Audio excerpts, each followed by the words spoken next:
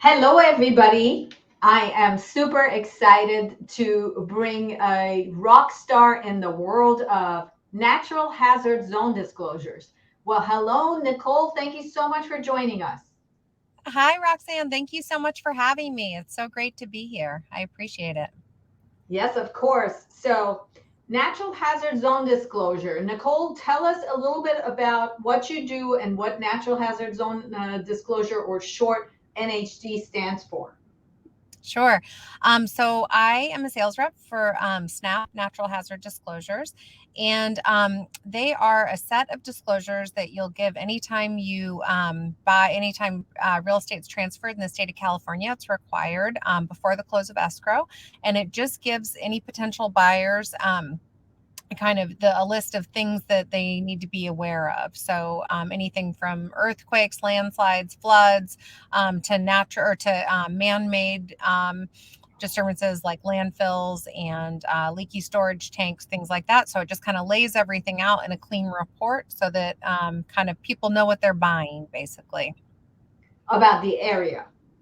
About the area, and yes, exactly about the area, anything naturally occurring or that we do as people to the environment.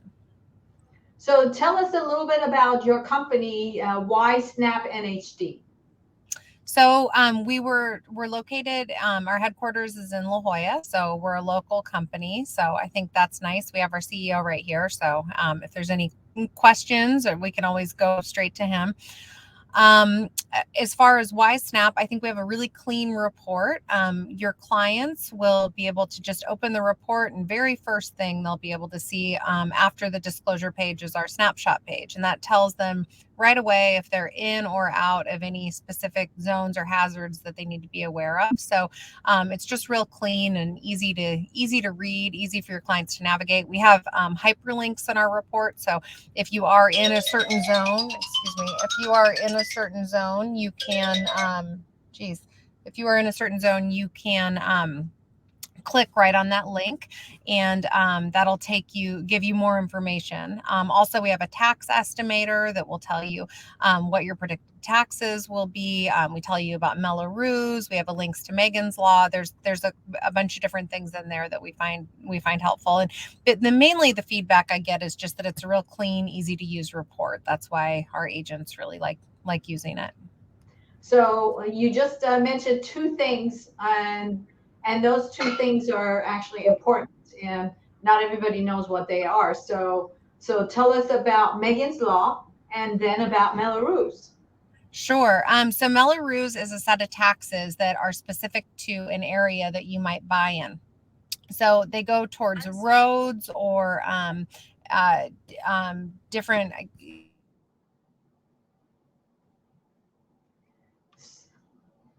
So while Nicole is joining back with us, I'm going to explain what a Melrose is. So in brand new areas where the developers are coming in and putting a new uh, housing development, the cost of the developer is paying for the housing, but the cost of actually putting up roads and putting up facilities and amenities, like such as schools, like fire departments, those kinds of amenities, the developer is building those on behalf of the city.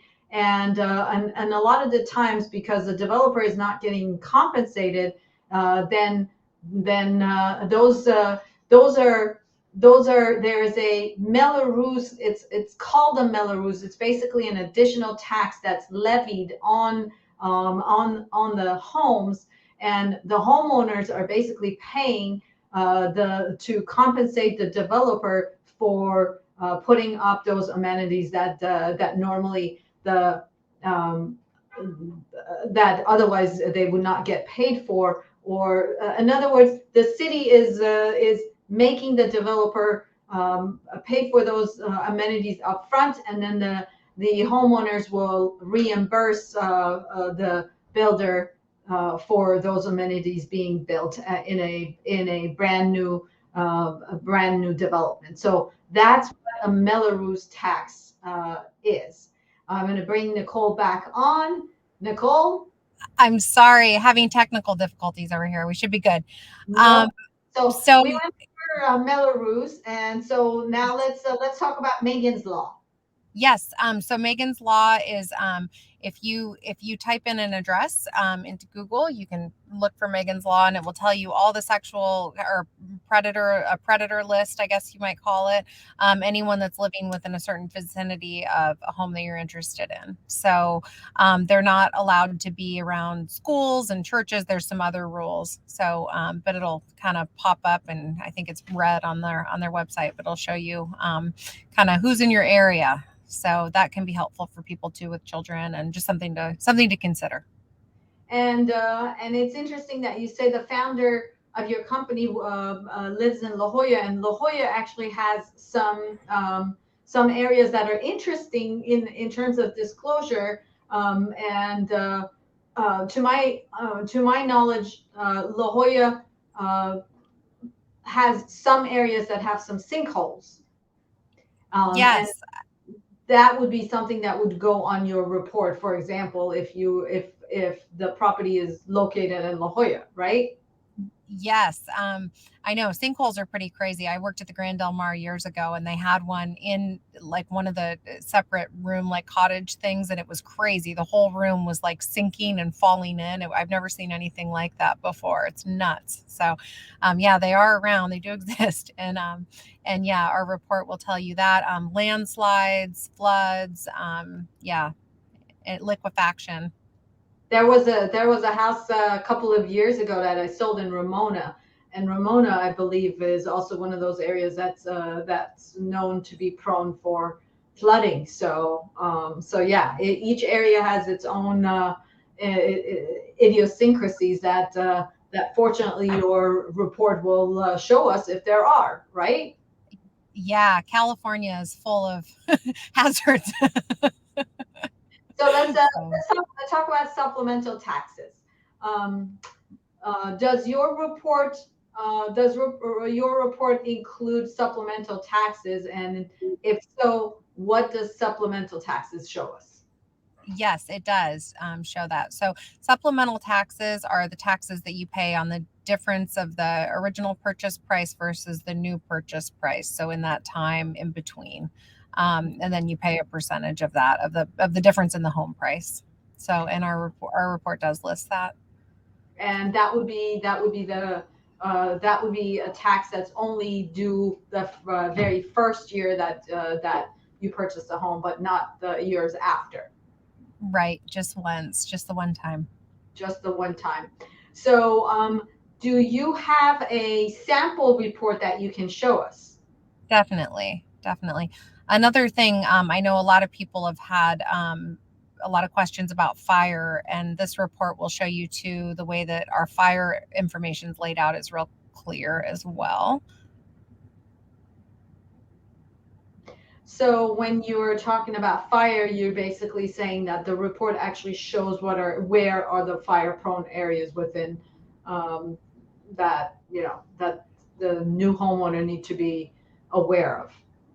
Yes, and we have a thing called the decision tree that's in there that will help people fill out the FHDS as well.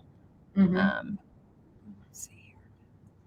And normally, what's the cost of your report and who pays for it? Typically, it's done by the seller, and it's $99.95 for our premium report and $69.95 for our standard report. Got it. Okay. Can you see So my screen right now, or no? no. No. Let's try.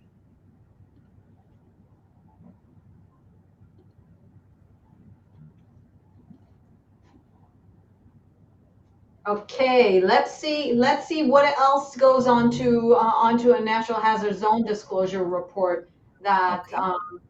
that we can discuss with our audience, that normally you include on your report. Sure. So you're going to have the the first page of our report is just a standard report, and that comes from any NHD company you get. It's licensed by CAR, and it's going to be the same no matter what NHD company you go with. Our next one is going to be a picture. Sorry, I can't share this for some reason, but it's a picture of a house, and it's all in color, and it will say if it's in or out of a fire zone. So it tells you right away if you're going to need the FHDS disclosure. And then it has also information about from CAL FIRE and then your local municipality. So our company has gone through, we're one of the only ones that's gone through and found out which local district is responsible for each area. Mm-hmm. So that can be helpful for people. And then it's going to have, so fire, flood, earthquake. Let's see. I'm looking to see if there is a report. Now, the way that these reports are laid out, it's for me, it's always very easy to find out because you can always go and basically look and see whether or not something has an actual problem or not. So let me see if I can show a sample of a report for our audience. So gonna show.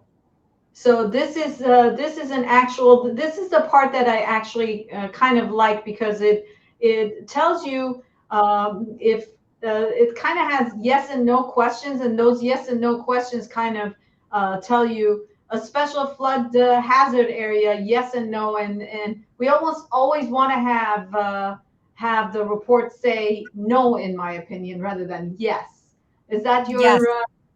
is that your experience also? So here, a very high fire hazard severe zone, and that's what the home is located in, and that so if I get a yes on this report, that is not a good thing. That's something that we want to try to avoid on a home, or at least disclose it if that's the case, right? That's right.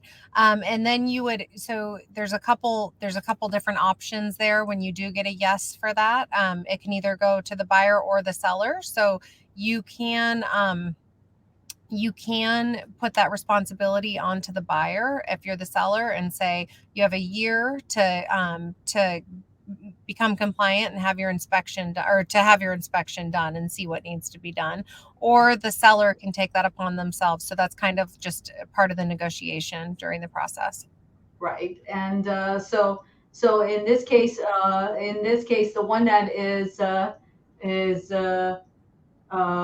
actually on this particular report, what I would be concerned with is in a supplemental flood hazard zone and is in a supplemental fire hazard zone. Those are my warnings signs that I want to pay attention to, and then basically make a decision whether or not I would want to buy the house in that particular area. This one is also not a good one.